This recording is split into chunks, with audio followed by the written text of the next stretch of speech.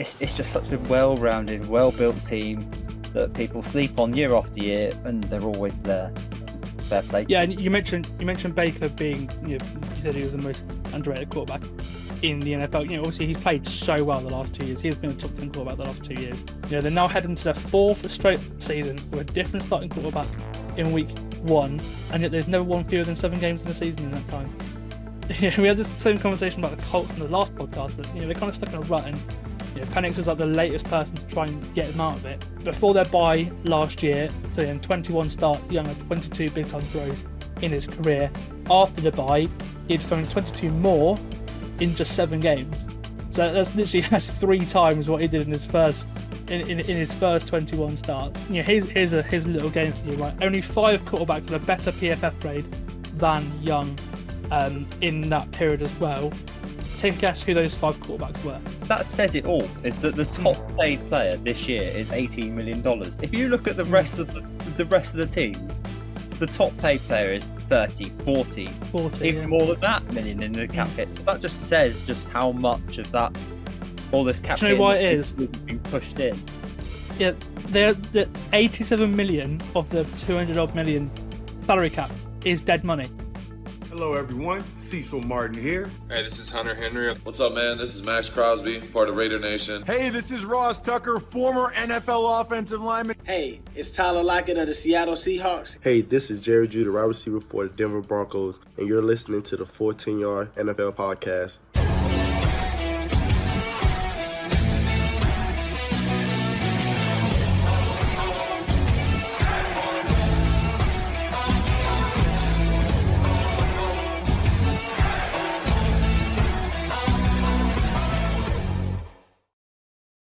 The NFL pre-season is now done, which means the attention can now turn fully to week 1, which is around 10 days away. I'm Sam Moores, and you're listening to the Full 10 Yards NFL podcast. And on today's episode, we'll continue our 2025 division preview series by previewing the NFC South.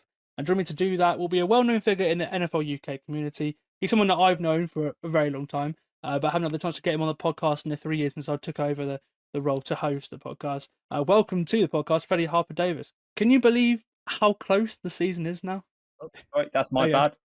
It's come around so quickly. I mean, 2 minutes ago I was thinking, oh yes, Hall of Fame game, finally some football, and all of a sudden, I mean, the college scene started off this weekend with the Dublin game, and that's for me that's the sign of right. NFL season is very much now upon the corner, and yeah, we're good to go. And I have to say, I'm quite excited, probably more excited about the NFL season itself than the Steelers. I'm obviously a Steelers fan, and I think you probably agree, being a Dolphins fan, that probably the NFL more interesting than your own team. But yeah, very excited. And as you say, when you put into context of, it's basically next week, it really is, yep, here we go.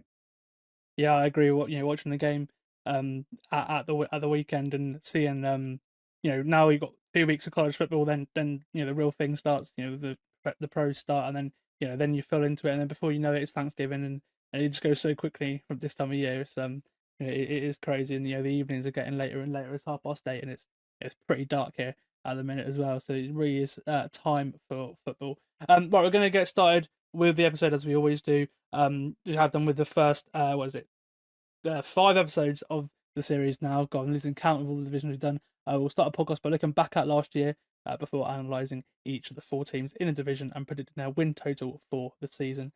And it's only one place to start with the recap for last year, because the Tampa Bay Buccaneers won their 4th straight division title and reached the playoffs for the 5th straight season after going 10-7 on the year. That division title was their 7th NFC South title, tying the Saints at 7 each and breaking the franchise record for points scored at 502 as a quarterback. Baker Mayfield had a career year with 41 touchdowns. In second, Raheem Morris had a great start to his tenure as Falcons head coach, sitting at 6-3 after 9 games. But after throwing 3 touchdowns to beat Dallas in Week 9, Kirk Cousins' play fell completely off a cliff, going 4 games without a touchdown pass. Atlanta lost every one of those 4 games, 2 before their bye and 2 after their bye week, with Cousins throwing 8 interceptions in those 4 games, a 0 touchdowns at 8 interception ratio. And then, despite beating the Raiders to go 7-7 on the season, Cousins was benched heading into the final 3 games of the year, with Atlanta handing the reins to first-round pick Michael Penix Jr., impressed. They smashed the Giants before losing in overtime in back-to-back weeks to go 8-9 on the year. After a much improved second half of the season from Bryce Young, Carolina got their way to a 5-12 record and third place in the division, despite setting an NFL record for the most points conceded of all time at 534.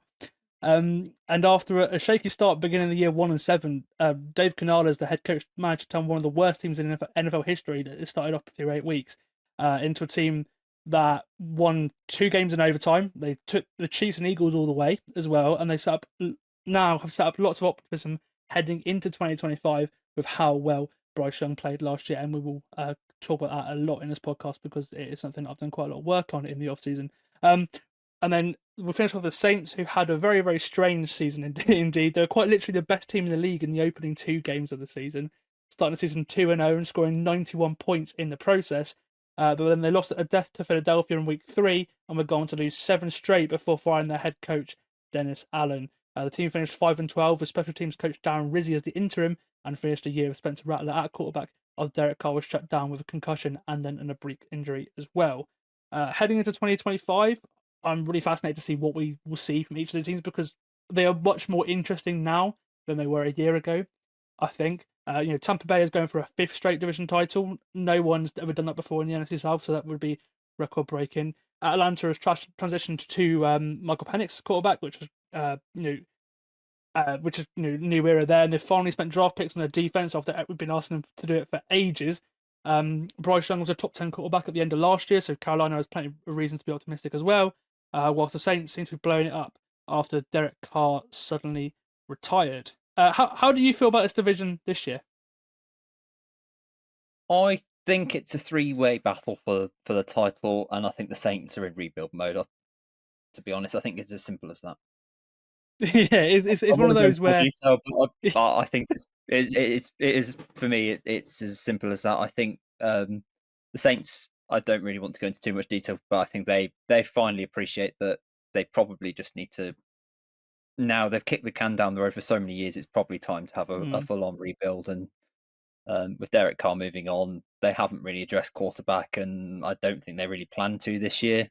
I think they're just going to give Spencer Rattler and a couple of other guys a go, see what happens. Maybe they might find a gem. If they don't, then it's no big deal. They'll go into the draft next year and see how they get on. The Falcons, I really like Michael Penix. I think that I think the Falcons are a team that I do believe are pretty good and a pretty good all-round team. I think there's some holes. I think the interior defensive line, we'll talk about this later on, but I think that's a bit of an issue for them. But otherwise, I think pretty solid all-round team. Panthers, as you say, getting better, and I think they're going to continue to get better. I'm very much high on the Panthers as well. And then the Bucs, who have won this division a few times in a row. They've had they've had Brady, and now they've gone into Baker, and they keep winning. And I think Baker Mayfield is currently the most underrated quarterback in the league, and I think it's nowhere near close either. I think he's a top quarterback who doesn't get the respect he deserves. And I can remember when he was playing in Cleveland, slagging him off constantly. So the complete 180 now of just how well his career has gone. Now he's actually with a team that fully backs him. So yeah, a long story to say. Those 3 for me, any one of them. And yeah, the fact that it is a 3-team battle will make these games towards the end of the season. Well, there are a lot of games between the teams at the end of the season as well. Will make them really interesting, for sure. But we'll get on to our individual teams breakdowns now. With the big portion of this podcast, and as always, we'll start with the reigning champions, who are Todd Bowles' Tampa Bay Buccaneers. As I mentioned a little earlier, they're going for the 5th straight title, and the record for the most NFC South titles, which they currently share with the New Orleans Saints, who currently hold the record. Well, share a record with the Bucs with 4 in a row. It will be very fitting for them to do that this year because this is their 50th season as a franchise, and to celebrate that milestone, they've brought back the white creamsicle jerseys that they wore from their very first season until the mid-90s when the team changed to red. Should they win a division this season, they would also become the first team to ever win it 5 times, as I said. And we wouldn't have thought that when Tom Brady and Bruce Arians, then Tom Brady left. You wouldn't have thought they'd carry on this streak. Now 5 years after winning that Super Bowl. It's some job that Todd Bowles has done, isn't it? Yeah, it is. I mean, it's a little bit countered by the fact that the rest of the NFC South has been such a mess for a couple of years now, and not really any contenders. Probably realistically since Drew Brees left the Saints. I think it's fair to say is since then there's been teams that have been trying, and the Falcons look competitive but not really had that quarterback, and so the Bucs have taken that advantage, and they've not been. I mean, they've not really been a contender for anything more than just winning the division and going into the playoffs. But then they get into the playoffs, and you write them off, and then they go and play really well and actually cause a bit of a ruckus that you just wouldn't normally expect. So yeah, it's they've had a bit of fortune with their division, but they seem to be pretty well run. Todd Bowles is an underappreciated coach, and as I've mentioned a minute ago, Baker Mayfield's an underappreciated quarterback. I don't know what it is about Tampa Bay, but there always seems to be players that just go under the radar. I mean, they've got a wide receiver duo in Evans and Godwin that for years have been just producing ridiculous stats year after year, and nobody really says anything. It's bizarre, really, how a team that is well built and obviously under the Brady years had that unbelievably good defense as well. It's just such a well-rounded, well-built team that people sleep on year after year, and they're always there. Fair play. Yeah, and you mentioned Baker being, you said he was the most underrated quarterback in the NFL. Obviously he's played so well the last 2 years. He has been a top 10 quarterback the last 2 years. There's no denying that, and it just goes to show like success in the NFL is often down to the situation you're in. Because in Cleveland it was very on and off, and the years that Cleveland had a good situation, like a good offensive line, he won that playoff game against your Steelers, for example, right? He's always had that. It's just that the situation he's in Tampa Bay. They're a very well run organization with a GM who's done very, very well the last 10 years in Jason Light compared to the situation in Cleveland. Yeah, agree. And he's had a couple of other messy situations. I think he was in Carolina briefly, and then obviously played for the Rams. Came in and did really well immediately, and so he's not really had a place where he can call home and build his reputation up to what it should be. And fair play to him. He's been brilliant in Tampa, and I think people are now finally starting to take a bit of notice.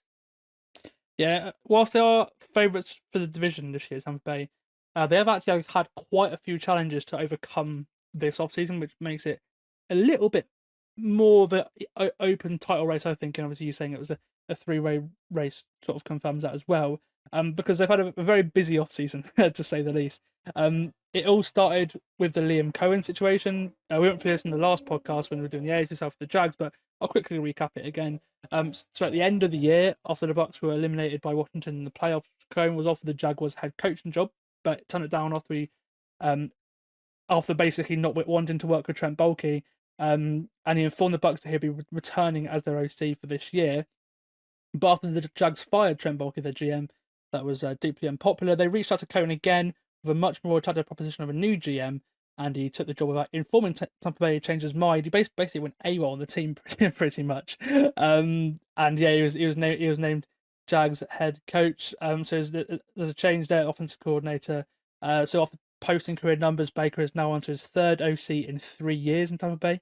Obviously, after Dave Canales went to the team in division of the Panthers, and it was Josh Grizzard who makes a step up from pass game coordinator before he was the receiver coach in Miami, working with the likes of Jalen Waddle and Tyreek Hill before going to work in Tampa Bay, and now he's got an offensive coordinator job.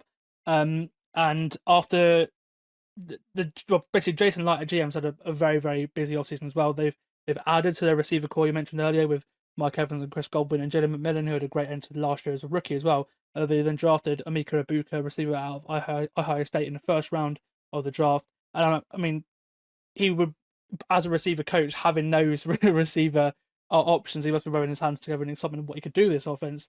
But they have had a tough offseason with Chris Godwin's ankle injury that he suffered midway through the last year, has now required 2 surgeries, which now has him set to miss a few games to start the season by the looks of things. We'll see if he goes on IR in the next couple of days when the roster cut down is on. I think it's on Tuesday the roster cut down. So after that, we'll see what happens there. And then their wounds were made worse a few weeks ago when Tristan Wirfs was discovered to have a knee problem from last year that was worse than expected. So he has also had surgery and will miss the first couple games of the season. And then within this past week, Jaden McMillan, who had a big role at the end of last year if the Goldwing went down, he seriously hurt his neck in practice and could be set to miss some time too. There is good news though, as it sounds like the injury is not career-threatening, which initially sounded like it could be, as it was for that of Chris Carson and later Van Der Esch. But obviously, luckily, Grizzard still has Evans, he has Ibuka, he has Bucky Irvin, he has Cade Otton to call on. But to be missing 3 starters to start the season, that is tough, isn't it? Yeah, it is, and Wirfs is. A lot of people don't appreciate just how big a loss of a offensive lineman like Wirfs is. That's a huge loss. And one of the things that have made Baker Mayfield so good in the last couple of years is just how solid the protection has been. So losing a player of that caliber is a big blow. I think the Bucs must have known about Godwin, hence why they drafted wide receiver in the first round. You don't do that with the players they've got unless you've got some concerns about them going forward. So no great surprise there. But yeah, I think because, as we've said, they're so well run, is that they always seem to have a plan B, and they seem to know, right, okay, this has happened. Right, we'll just plug you in and keep going. But I think when you lose a player of Wirfs' ability, that's hard to overcome, however well run you are. So that's definitely a blow. Yeah, the good news is obviously it's not for the season; it's just for the first probably 4 games. He'll probably be on IR to start the season, and then we'll be talking about when is he going to come off after 4 games. But then the thing, in contrast to that, though, is that it's very difficult to come in sort of mid-season and get up to that same standard, regardless of how long you're in. But yeah, it is a relief that it's not for the season, because that would just be a catastrophic blow and probably would put me below the other 2 teams, if I'm honest. Yeah, looking at this Bucs roster as a whole, what would you say are their strengths and their weaknesses? Well, we've mentioned one of the strengths. The strength is their wide receiver core. I think that goes without saying. Baker Mayfield is another big positive for me, and honestly, I think their coaching staff, and they're the 3 big pluses. I think that offense is great. I think the defense goes a little bit under the radar, but as I've said with the Bucs, that's what happens with the Bucs. It's something that just a well-rounded team, and there's lots of pluses. Yeah, and then if you had to pick a weakness, you said about the interior defensive line earlier. Again, the defense isn't what it used to be, and I think that I've got sort of that as well. So it was Falcons just saying about the interior defensive line, but I mean, look, we obviously got Vita Vea on that. I'm not team, no issue there. But if you had to pick any weaknesses of this team, what would you pick? It's probably the secondary. If I had to pick a weakness, I think that's somewhere where the Bucs probably could be attacked. And again, without Wirfs, or if he's not at his best, I think the O line again could be a position where teams may capitalize, but they're not huge. I don't think there's a position on this team I look at it and go, that's a fundamental weakness of this team. I think it's still a well-rounded team with a couple of question marks, and obviously the other question mark then is on the offensive coordinator. Is that position? Is it going to continue to be this productive powerhouse? And we've not even mentioned Bucky Irving, the running back, who's a productive running back. So there's so many good options on that offense. That can they keep it rolling? And that's just a question mark I would have. Yeah, you mentioned Bucky Irving. I think for me, he is the player to watch on this team this year. Like this run game, obviously with Rashad White as well, is like, despite the fact they were the number 3 passing offense last year, I think this run game could be huge this year. And again, they're number 4 in rushing, I think, as well. They had a great consistent offense in both phases last year. I think people forget just how good they were running the football. I think Irvin, he had the 3rd highest yards per carry by a rookie in NFL history, behind Adrian Peterson and Clinton Portis. He was just so good. He got 1,100 rushing yards, 1,500 total yards in the end, and 18 touchdowns. And he had a brilliant rookie season. They introduced him as the year went on, more and more and more. It started off that Rashad White got the bulk of the carries, and then you just couldn't really not give the guy the carries because he was playing so well down the end. And again, in terms of the yards might not be there, but in terms of yard per carry, he's probably going to get more carries. Do you think he'll be considered one of the top 5 to 10 backs in the league quite soon? Yeah. Yeah, I think so. Yeah, I think so too. I think with just like the unique, the speed, he can quite literally run people over as well, which you wouldn't expect for someone of his size.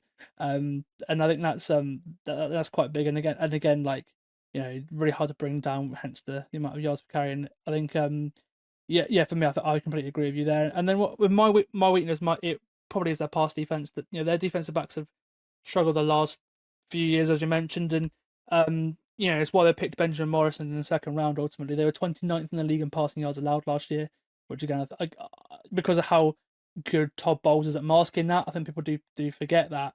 And then with obviously with Vita Vea on the interior, they're always great against the run, and it was no different last year. 4th in the league against the run, and with them hundreds of pass rushes he's had over the years, Bowles is great at giving up pressure as well. So the pass rush doesn't really bother me. Look forward to seeing what he can do with Hassan Reddick, who was their sort of big free agent acquisition. But I'm interested to see what the pass defense looks like early in the year when their offense is not at full strength. It could start to slow down, and then force him into shootouts and stuff. And without the weapons, the Bucs may be a bit vulnerable there, which then sort of brings us on to our prediction before we go to the Falcons. Their line is set at 9.5 wins, whilst they face the 5th or 6th easiest schedule. Which way are you going, Freddie?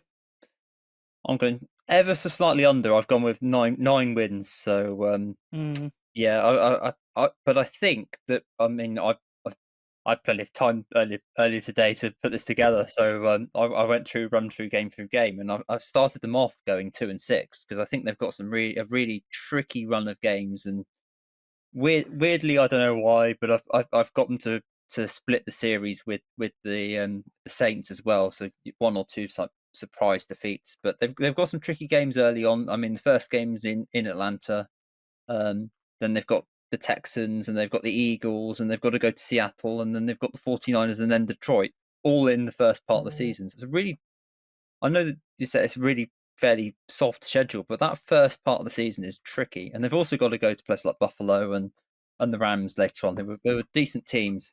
But their run-in, I think I've got them winning 6 of the last 7 games because their run-in is just very, very soft of divisional teams, and then teams like, I hate to say it, actually don't really hate to say it, but you've got Miami towards the end as well, which I have as a win. And just, yeah, I think they'll go in with momentum. If they can win a couple more games early on, they could well win the division, but for now, I've got them at 9-8. Yeah, I'm going to go for the over. I'm a little bit more confident than you are. I think the division they're in certainly sort of helps decision making, and it's rare that a first place team in a division will get a schedule that's like 5th or 6th easiest in the NFL. And I think that's the thing that, again, you mentioned that it is a hard start, and I'm putting trust in their coaching staff already. Obviously, new offensive coordinator, but like I'm hoping they can just get something out in the start of the year, because that's what they've always done. They've always managed to pretty much get the best of their ability, and then I expect to hit the ground running towards the end of the year. I think they'll be competitive, not really a team that's contending, but I feel like with the way that they have been set up, they will be in the future, because they've basically got the Evans and Godwin replacements now, so then they can move on from them with their salary, and it'll be probably Godwin this year, Evans in 2 years' time, with the way the contracts are set up, and then they can build a roster from there. And I think that's the future of the Bucs. I think they're always.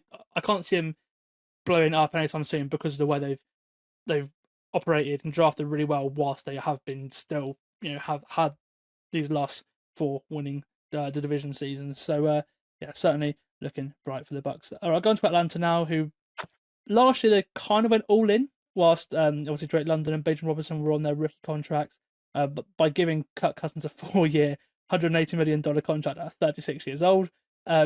And yeah, as I said earlier in the recap, at 6-3, it was kind of working. I believe I had them winning division in our predictions last year, before it all fell off a cliff. He got more and more banged up, and then obviously already coming off a torn Achilles. They made the move to Michael Penix, which it was always going to happen at some point, but it did happen earlier than expected. They fell to 8-9, extending their streak without a winning season to 7 seasons now, finishing second in the division for a record 8th time. So they come second a lot. When they were up 28-3 in the Super Bowl 8 years ago, I don't think anyone would have predicted that they would have 7 straight losing seasons, and would have only made the playoffs once in 8 seasons in the season 8 years ago. And they're now heading to their 4th straight season with a different starting quarterback in week 1, and yet they've never won fewer than 7 games in a season in that time. We had this same conversation about the Colts in the last podcast, that they're kind of stuck in a rut, and Penix is like the latest person to try and get them out of it. What are you expecting from him this year? To be honest, it's complete unknown. Nobody really knows, but you've got a feeling, and it's got. I know Kirk Cousins went off the radar, off the cliff towards the end, but it's still a bold decision to go off of Kirk Cousins paying what they have for a 4-year contract and putting so much trust in Penix. And it was a bold decision last year to pay Cousins that much and then also draft Penix. So they must think very highly of him, which makes me think that they've finally got their guy. But I mean, the number of times in the last few years where I think, and I'm very guilty of this, looking at the Falcons team going, I'm really happy with this team. They've got great players everywhere. They've got a great running back, great receivers, a defense they've spent some big money on. They've got some of my favourite players in their defense. This is going to be a great team. In fact, I'm guilty of it. Last year, I even said I think they may even be the NFC representative in the Super Bowl. So I've gone completely wild with the Falcons before and been let down big time. But to me, they've got that much faith in Penix that I expect him to deliver, and I expect the Falcons to be competitive. They've still got some very good players all over. I've already mentioned what I think the weakness of this team is. I think their interior defensive line is just, they've not really invested in it, and I think there are teams that are going to be able to run on them, and there's some capable teams in this division who I think are capable of running on them. So that's a weakness. But they've still got some guys in that defense I absolutely love, including a certain safety that used to play in the AFC North, but I'm not allowed to mention his name. Yeah, he is a great player. Again, with the Penix and Cousins thing, it is interesting because if he pans out, we'll probably forget they even paid Cousins. I think that's the way it is, and they have a lot of young players on this roster, and with the right quarterback, as you said, they will be very competitive. But the kind of downside of having Cousins now as a backup is that he's sitting there with taking up $45 million of their cap space. That's a superstar player and a pretty decent. That's pretty much a superstar player and a first round pick. That's pretty much what that is. In terms of cap room that they couldn't have because Cousins is taking it up, and because of that they have had to do a little bit of like a mini rebuild this offseason. Obviously, you mentioned the defensive line. Obviously, they moved on from the stalwart defensive tackle Grady Jarrett, which has left, I think, Jake Matthews as the only remaining player from that team that played in Super Bowl 51. So it shows how long ago that was now. Their center for the last year, who's been really good. They're a really good offensive line the last sort of 5-6 seasons. The Falcons have Drew Dolman. He's joined the Bears. Whilst 2 more defensive players have left the building in Matthew Judon and Justin Simmons, who actually Simmons remains unsigned. Even with Cousins' turnovers, they were still the number 6 offense last year. They've not really touched that at all. This year has all been about the defense, and it's been a unit that's been holding about for a while. So they've completely retooled this unit, giving Raheem Morris a younger, hungry unit to work with, like the one he had with the Rams that got him this head coaching job in the first place. For years I've been crying out for them to add a pass rusher, and they've had a few sort of stopgap guys that haven't worked out. Case in point, Matthew Judon last year, and he's now playing deep into a 3rd preseason game for Miami because he's like the 4th or 5th pass rusher on that team. But this year they have finally invested draft capital in the position, drafting Jalen Walker at 15, and then using a 2nd rounder and the 2026 first round pick. So they don't have a first round pick next year to go up and get James Pierce at 26 overall too. And they've also added Leonard Floyd, who's averaged 9.6 sacks in the past 5 seasons as well, and worked with Morris for 2 years in LA as well. And then they've also added Divine Diablo at linebacker. They've re-signed Mike Hughes after a good year at corner last year as well. And they've got AJ Terrell and Jesse Bates in that defense as well. And then they've added 3 more defensive backs who'll play a key role in rookies Xavier Watts and Billy Bowman, who are both set to start. So there's probably 3, if not 4 rookies starting on this defense. And Jordan Fuller, who worked with Morris when he was in LA as well. It's rare that a team spends all but one of their draft picks on one side of the ball, but with how good this offense has shown it can be, scoring at least 30 points in each of Penix's games last year, it makes sense to focus on your big weakness. And if they can turn this defense around, do you think they could be a real dangerous team? Yeah. As I say, I thought they'd be a Super Bowl team last year, and they weren't, and now they've finally addressed some of the holes. And as you say, I thought that defense was great last year, and yeah, you're right. It needs to be a bit younger. Raheem Morris is a very, very good defensive-minded coach, and that offense is superb. So it's got everything it needs. It's just the Falcons, and that scares me a bit because it's Atlanta, and every time I think they've got this complete team that's going to go and do really good things, it just doesn't quite work. And again, I feel like I'm saying the same thing when they had Desmond Ridder for a year. It feels like this is all on the quarterback. If Penix turns up and plays extremely high level football that I believe he can, this is a team that really could go on and do a lot better than I think. So yeah, I really do think this team has got everything there to smash it. As I say, it does scare me a little bit that I think that teams can run on them, which potentially could damage them if they are to get anywhere near the playoffs. But yeah, this team is the sky's the limit for me. Yeah, I think it's an interesting one because you look at the last 4 quarterbacks they've had in the last 3, and then going into this one here, they've had Cousins, then it was Desmond Ridder, then before that it was Marcus Mariota, and they've had again the last season without 7 wins was the last year with Matt Ryan, and they ended up getting Kyle Pitts and then Bijan Robinson and then Drake London. They've added a piece to this offense every year. Now it's to a point where, again, even with average quarterback play and a guy throwing 8 interceptions in 4 games, they can still be the number 6 offense, and it was because of the tools they have. And I wouldn't say Pitts is a strength, but of London and Robinson, which one would you say is their key piece? Oh, it's a toss up between Robinson and London. I think probably Robinson, because you want that run. If you've got to take some pressure off Penix and deliver Robinson to your guy, and I think if he can grind out the big yards, then that makes life so much easier for the rest of the offense to click. So probably Robinson. Yeah, I agree with you. I think he obviously had a monster second season last year, 15 total touchdowns, nearly 1,800 yards from scrimmage as well. And again, you probably got 2-3 more. I mean, he's lucky he's not had an injury as well, which means we've got him. You've had him really for 2 years playing well. You've got 2 years before you decide, well, are we going to give him the money, or what we're going to do with him really. But then for those 2 years, if you can establish a run game, they're going to be hard to beat because of how well they are one of the best teams in the league running the football. And if you can run the football, even if your defense sucks, because of the amount of clock you can control as well, it makes you really hard to beat. And I think that's why, for me, it is their big strength.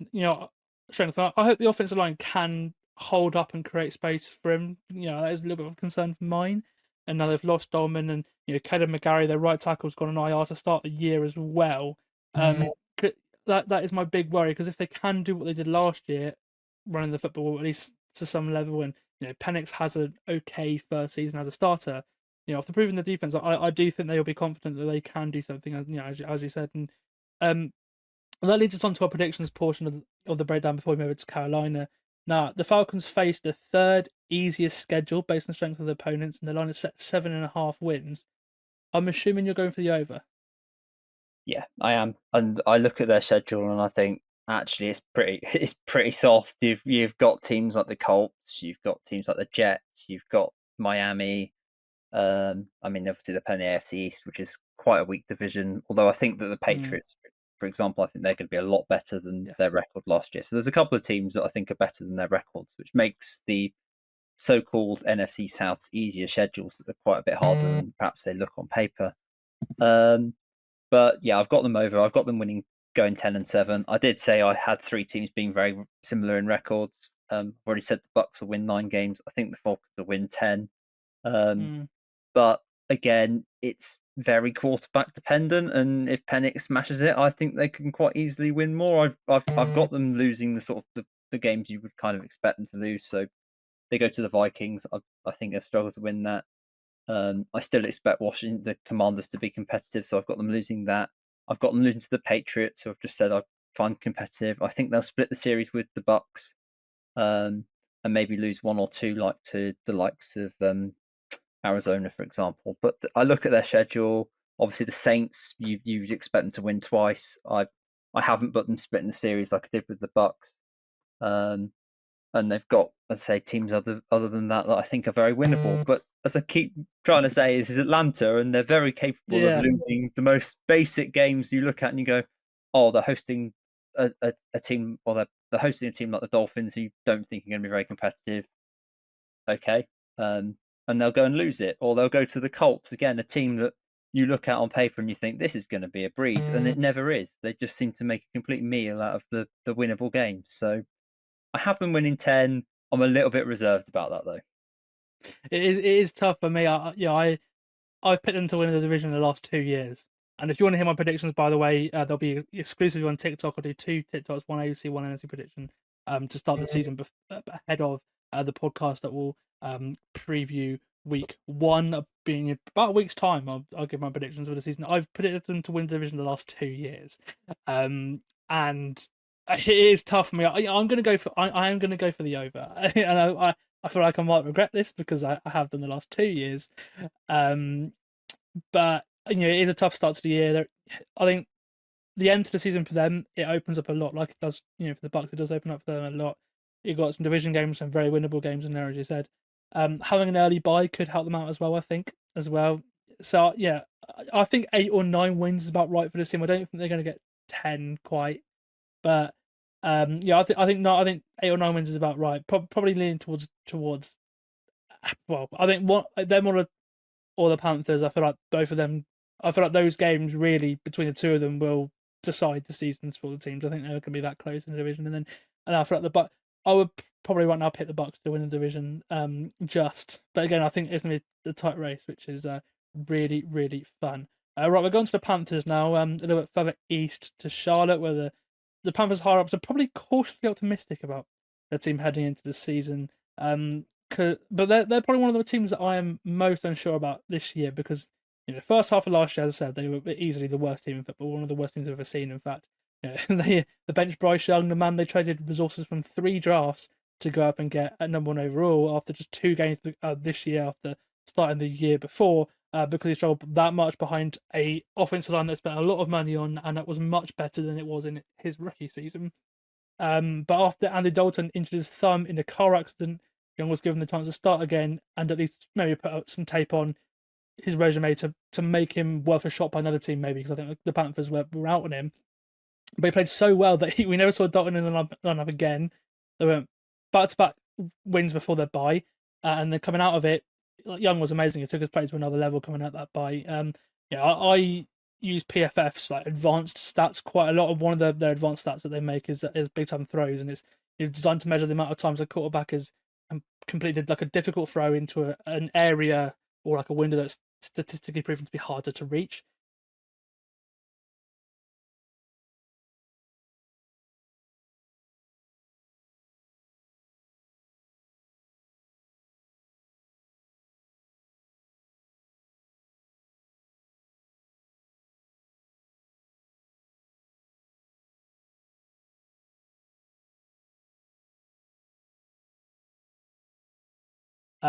Before their bye last year, so in 21 starts, Young had 22 big time throws in his career.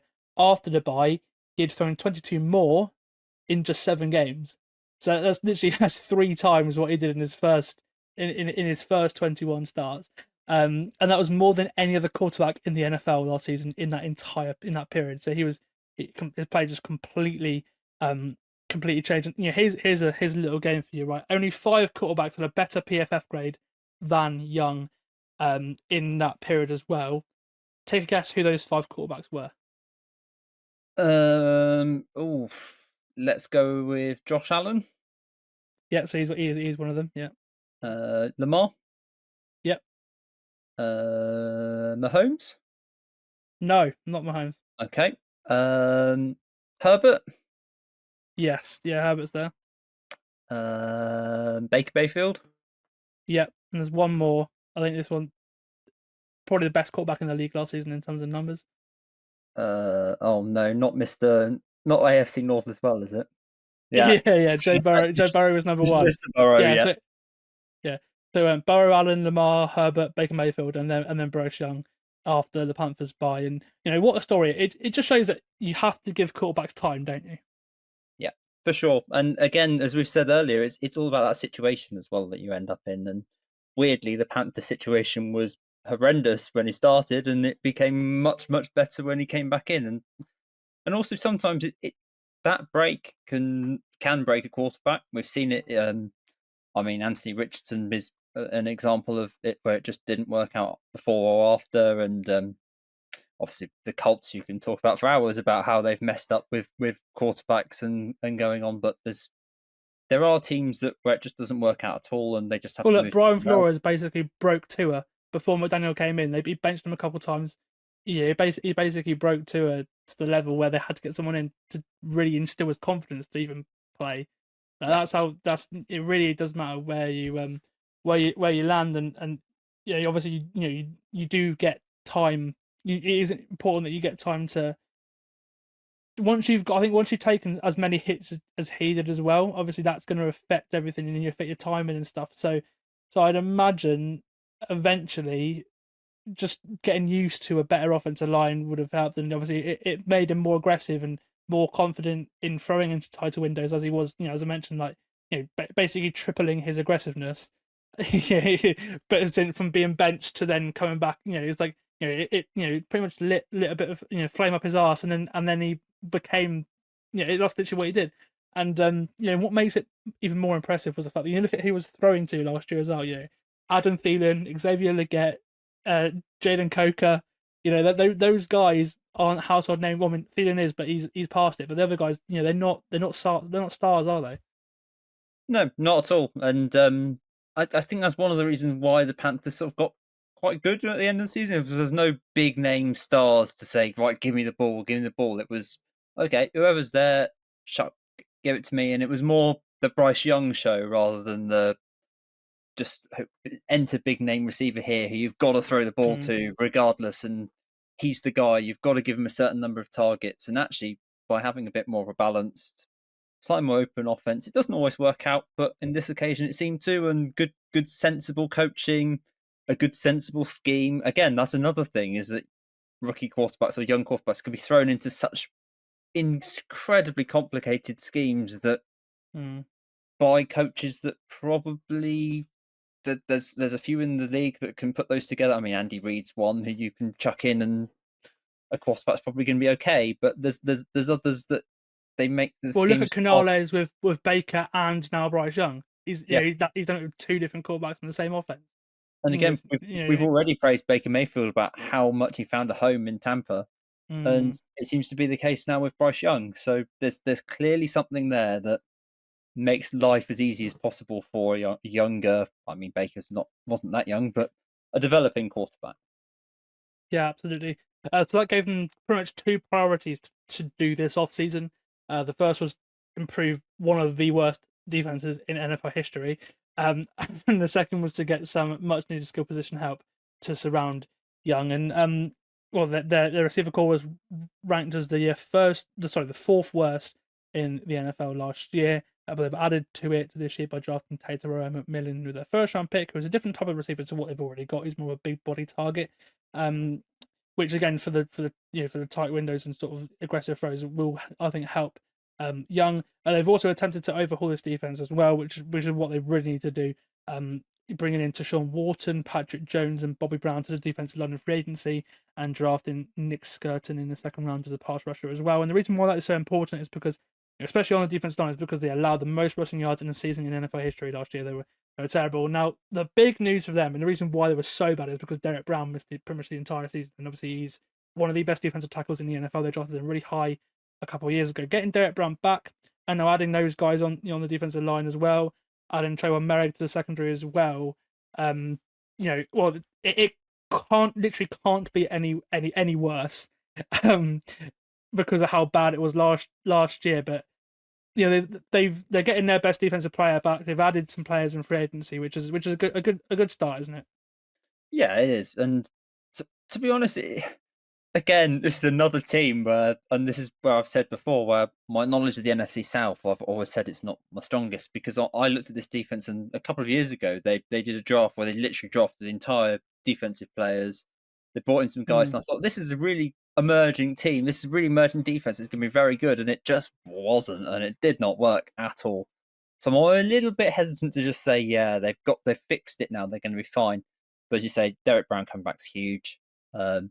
And quite like the players that they've picked. Again, just staying a bit reserved, but I think even if that defense is below average, it's still a big step up from what it has been, and that can then push the Panthers on to much better. And we saw towards the end of last season how even with it was starting to get better, even on the defense, it wasn't going like to number one in the league or anything about it, but just something slightly more competent. Not just having to force the offense to. I mean, we talk about offenses being all slow paced, and I'm used to that in Pittsburgh of wearing out the defense, but almost it was like that with the defense just falling apart and letting the offense have to go on the field all the time to put up points to try and win games, and just not a shootouts they are in. Like, yeah, if that defense was just a little bit better, maybe they would have beaten the Chiefs. Maybe they would have beaten the Eagles. Maybe they wouldn't have had to go to overtime in those two games before. It's those things like with how well that team was. If the defense was just a little bit better, maybe they could have even stuck into the playoffs at the end of the season. It really is like an if. Like, and that's the thing, because I think this team is very well coached. Obviously, Canales has done great with two quarterbacks now. Ejiro Evero, their defensive coordinator, again, he was a guy that was being talked about as a head coach candidate a couple of years ago. So you got him there as well. What do you make of how do you assess their roster and their team this year? I mean, individually, it still looks quite weak. I don't see any big stars or any players that I go, yes, he's going to be the leader. But I just feel that this is a team that is. It's a bit. I don't know. It just feels like an NFC South thing, because I say it's about Tampa Bay. It's like they go under the radar, and I think they sort of thrive on that a bit. But the thing with the Panthers, and again, it goes for the Falcons as well, is that I can predict them to win a lot of games, and then they'll end up absolutely stinking the boat out and winning 3 or 4, and you think, where on earth does that come from? But it's just the Carolina thing. But they're my NFC version of the Patriots. I really do think that both sides are going to be very, very decent teams. The Panthers are my dark horse.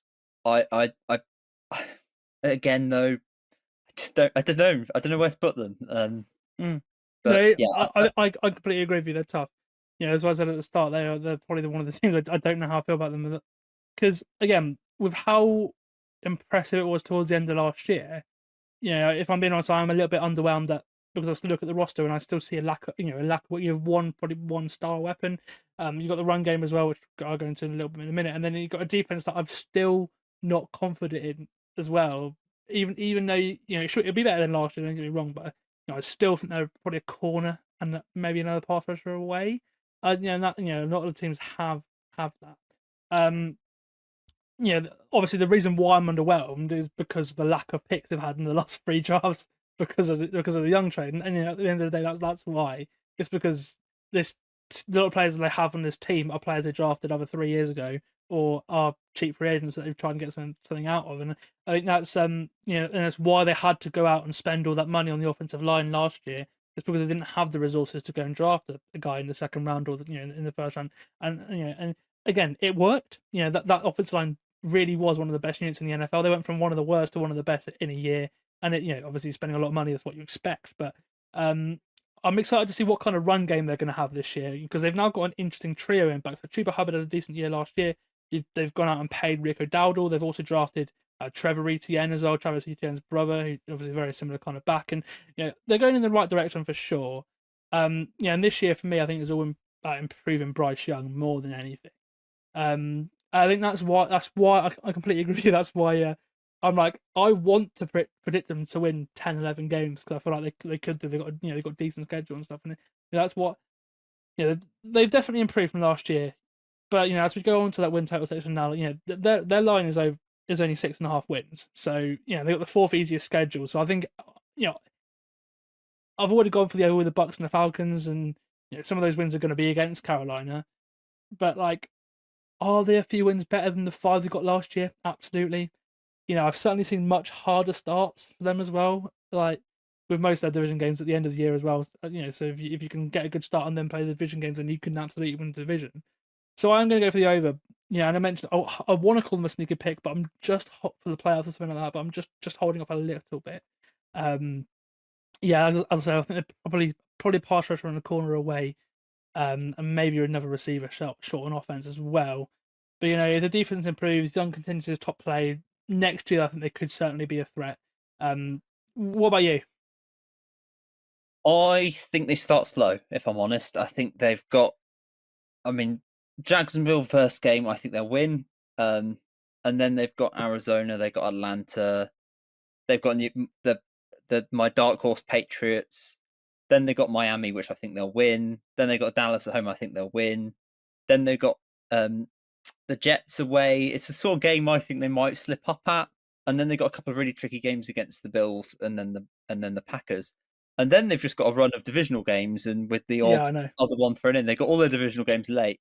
And I actually have them winning 6 of the last 8 games. I think it's going to be very similar to last season, where they start a bit slow, they try and get things together, and then when it really clicks, I think the Panthers are going to be very, very good. So I've got them winning. I've got them going 9-8. So far, I've got the Bucs going 9-8, the Falcons doing 10-7, and the Panthers going 9-8. So nice.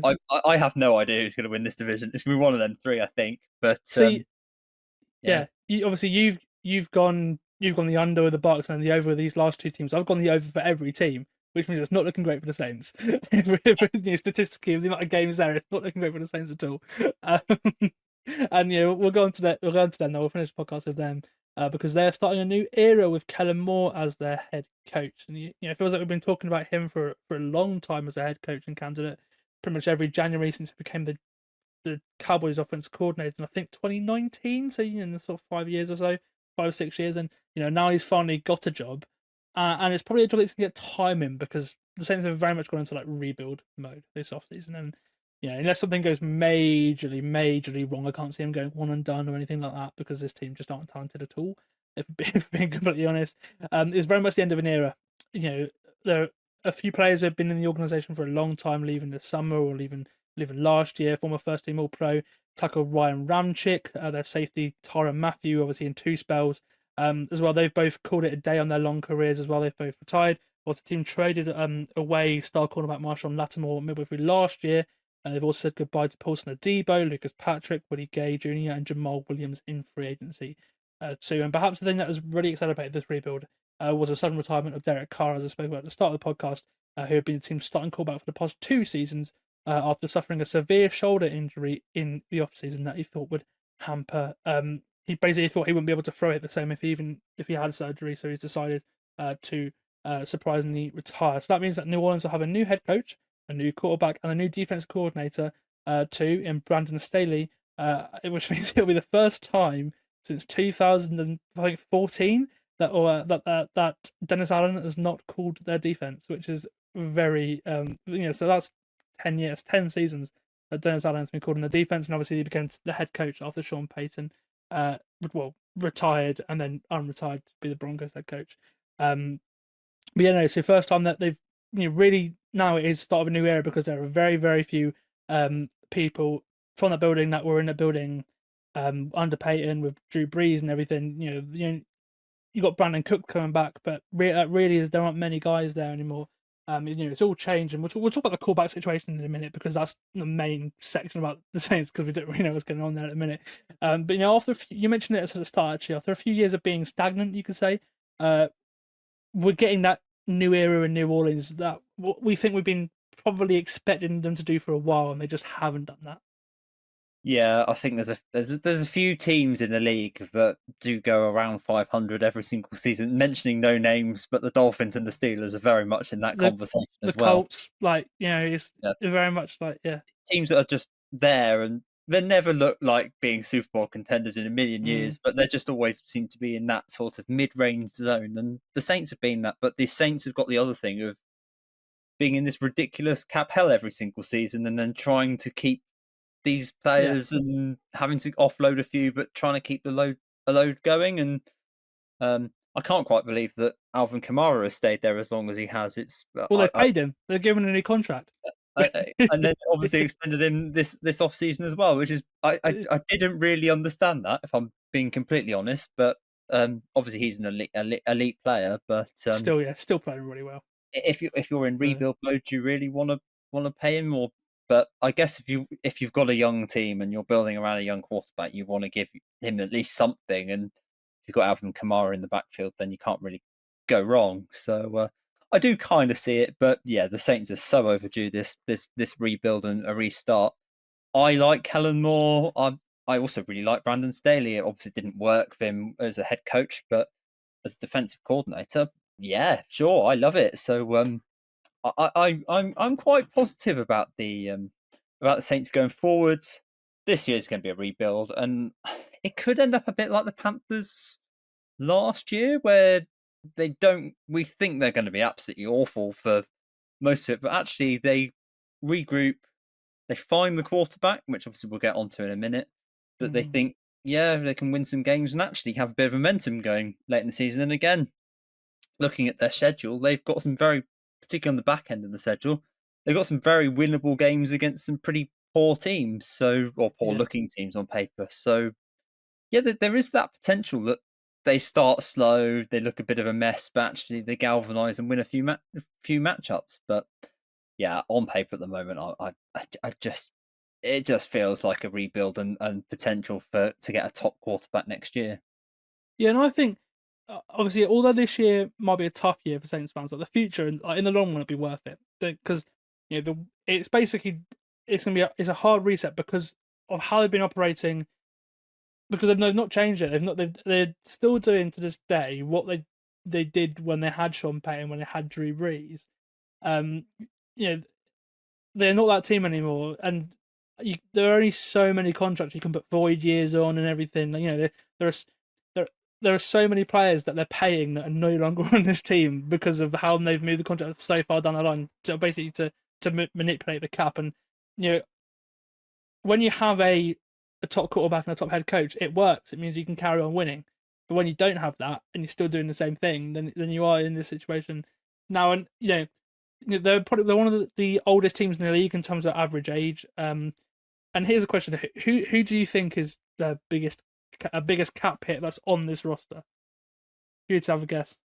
To be honest, I was looking through his roster. I didn't really know that many players that are still on the team, but my natural guess would be Alvin Kamara, but it's not going to be. So he's number two. I'll give it. He's number two. Their number one cap hit this year in terms of players on this roster is Taysom Hill. Yeah, that was my second guess. It's great, but for a guy who obviously actually this year not having either Sean Payton or Pete Carmichael or a guy who's very much similar in Cuba, having a completely new offense, seeing what Taysom Hill this year does is interesting. But Taysom Hill is the highest paid player on the roster. He's getting paid nearly $18 million, which I think is, I don't know, it's one of those things where he's a great gadget player, but is he really worth that much money? That's one of those ones where Kamara cap hit actually is only about $10 million. He's really not that much. I think he's actually quite a good value player to have. But the rest of this roster, that says it all. Is that the top paid player this year is $18 million? If you look at the rest of the teams, the top paid player is 30, 40, 40, even more than that million in the cap hit. So that just says just how much of that, all this cap Do you hit know why in it the is? has been pushed in. Yeah, the 87 million of the 200 odd million salary cap is dead money. There's so much, and a lot of it is Carr, it's Marshall Lattimore, it's players that have been out of the organisation for a while, like Michael Thomas. They're still paying these guys their money even though they're not on the roster anymore. So obviously adding the void years and stuff, and it works. And then there are teams that do it very well that have a quarterback. And I think that's the difference. No, they don't have the quarterback. It's a lot harder to do. And when it's fine when you have Drew Brees, and when you have a semi-decent quarterback like Carr, you can maybe get to 9 wins, 8-9 wins, which is what they've done every year. You're never going to change, but but the problem is that's it. You're never going to change because you're not going to get in a position to get a franchise-changing player. We'll go into the quarterback situation now because the reason why I've been holding it off is because it's a bit of a weird one because I don't think it really matters in the grand scheme of things who actually starts, because I think you probably get a similar amount of wins whichever quarterback in the competition starts. But as of right now, they are the only team to have not named their week 1 starting quarterback. I actually detailed the situation in our big training camp preview about a month ago, and it was initially a 3-way battle, but now it's between 2 quarterbacks: Spencer Rattler, who started 6 games last year, and second-round rookie quarterback Tyler Shuck. This has by far been the closest quarterback battle this training camp. A lot of the ones in the end weren't that close. I even think Daniel Jones and Anthony Richardson wasn't really that close if you really think about it. It is an interesting one from what I've been reading. I've said all along that I think it'd be Rattler. I think he's the guy that I'd choose because I feel like he has the highest upside and he has like the most snaps with the ones over obviously last year, and then he's had the most snaps with the ones this training camp as well. But Shuck outplayed him in the final preseason game yesterday. Rattler wasn't really great at all with the ones, and Shuck got a really good game with the twos. And we did look good in the first couple and as well. So it's kind of made it a bit interesting. And I right now I don't know. It looks to have made Kellen Moore's job a lot harder. I'd go for Rattler, but I'm not really sure. I wouldn't be surprised if it is Shuck. What do you think will happen? Do you think we'll see both of them maybe at some point? I think it's nailed on that we see both at some point. I don't think either are NFL caliber, if I'm being completely honest. And I've seen enough of Spencer Rattler even in college when he was at Oklahoma to know that he's all right. I don't mind him, but I just can't see it translating into the NFL. And and for the quarterback selections, that was the one for me. I think 2nd round pick, wasn't he? Where my eyebrows were going, "What? Really? There's some good quarterback options here that I think are good sort of backup options that could progress." And I'm not really seeing it here, but yeah, I think they'll give both a try and see what happens. And as I say, it could end up where one does do really well and they pick up some good results later on the season. But yeah, I think this is a season where I don't really rate either, and they're probably going to be in a position to draft a good one in, hopefully, a good class next year. Yeah, I think they will be. Or maybe hold out a year and draft Arch Manning in 2027 after, obviously because Archie Manning played for the Saints, so that'd be quite poetic in a way. But no, yeah, I think the reason why they drafted Chuck early is because it's a bit of a trend in the NFL now where it makes sense when you look at how raw guys come into the NFL and don't really perform as quarterback, where they're players with 4 or 5 years of reps in college will get drafted higher than players will have upside now. It's sort of completely changed. You look at your Bo Nixes, you look at Cam Ward this year, number 1 overall pick. Obviously, he's had 5 years as a starter in college and different schemes and everything, different schools. And Shuck's another guy who's had plenty of years starting. He's a really old rookie. So again, I think that's what it is. But you're drafting him to be a backup, really, and that's the thing. Once you get to the second round, you draft them to play to be a backup, and neither of these guys are the future of the Saints. So we'll just finish off by going through a few strengths and weaknesses. I think if I had to pick a strength, it would be the receiver room.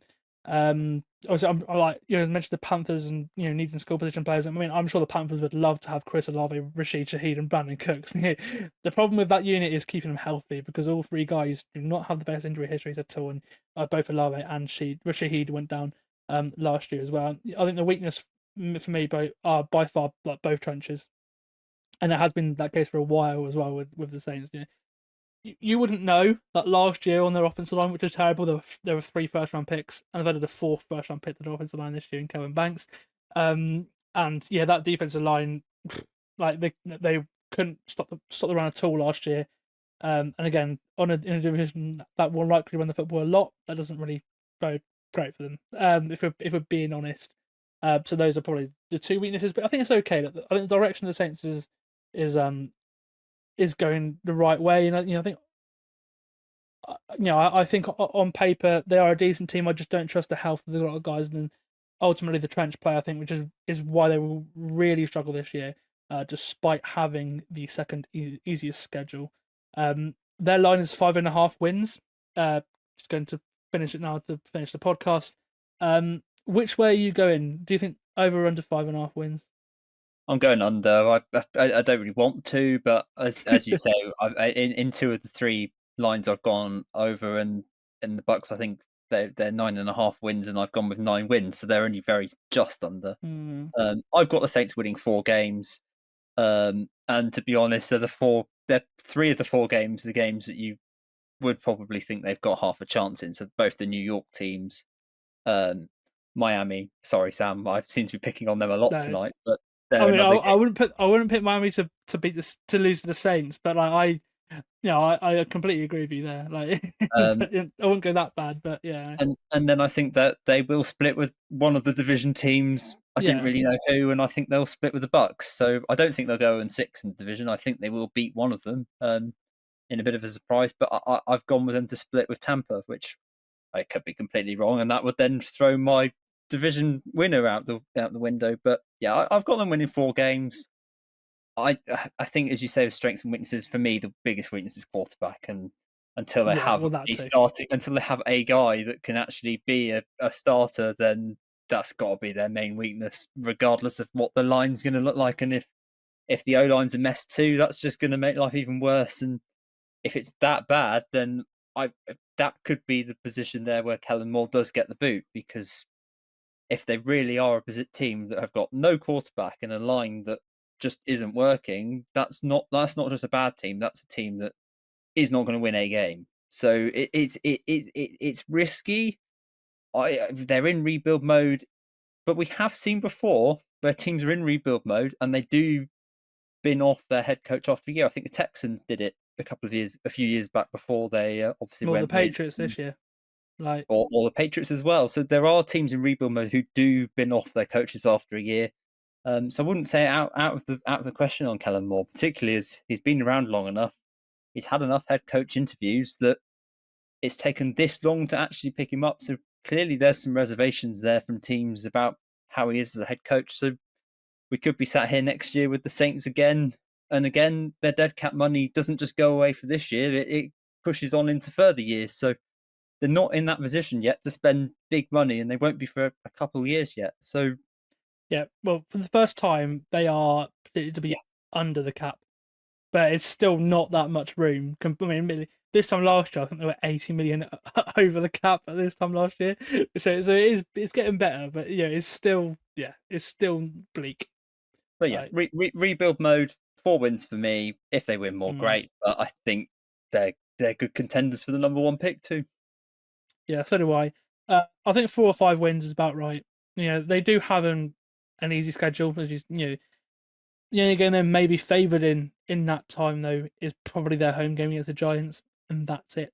In terms of and they also have 4 sets of back-to-back away games, which is tough on a team. Like going back-to-back away 4 times is really tough. No one wants that. So I do think I said on the under. I don't think they're going to be outright terrible because obviously they don't have a horrendous schedule to play like the Giants do, for example, and they the offense on paper is is decent, bar quarterback and maybe the offensive line, but the skill position players are decent there. but I don't trust them to stay healthy, if I'm being honest. And so it is tough. I thought, that it will be an under for New Orleans. Right, that's going to do it for today's episode. We now only have 2 episodes left of our 2025 season preview series. We'd love to hear your thoughts on your team's chances this year. You can do that by hitting us up on Twitter or X, where our handle is at full10yards, or dropping your thoughts in the comments below. A big thank you, Freddie, for joining me today. It's a pleasure to have you on. Where can people find you on social media?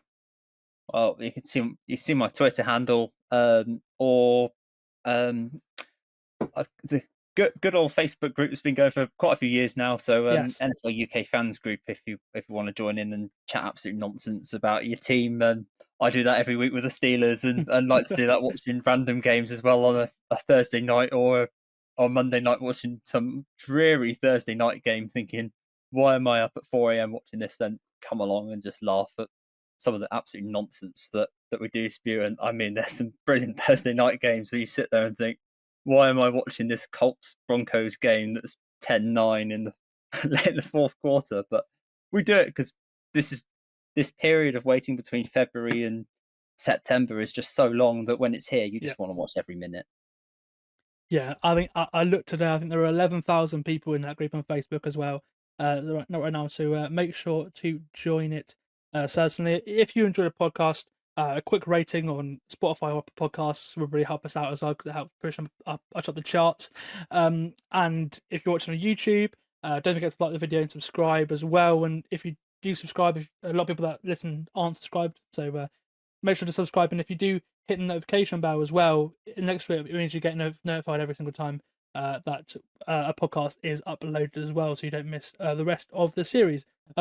I'll be back later in the week, I think probably Thursday night, maybe Friday morning, with our AFC West preview, and then the NFC West preview will be on Monday before our week 1 preview on Wednesday next week. But until then, enjoy the rest of your day, and I will see you next time.